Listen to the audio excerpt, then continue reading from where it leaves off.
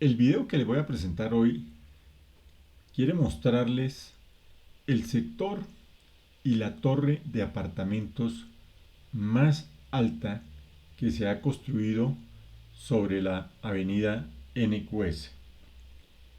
Esta torre se ha denominado Manzana 3 y es una torre que se construyó y terminó hace pocos meses, diría yo, hace pocos días, porque está recién inaugurada y dejó un espacio en su fachada muy grande que nunca entendía para qué era y ahora entiendo para qué es. Es un espacio publicitario, me imagino que lo renta el edificio para obtener ingresos.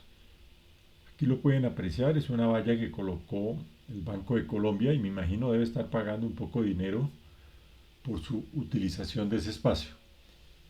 Esta que estamos viendo aquí es la Torre Manzana 3. Disfruten el video.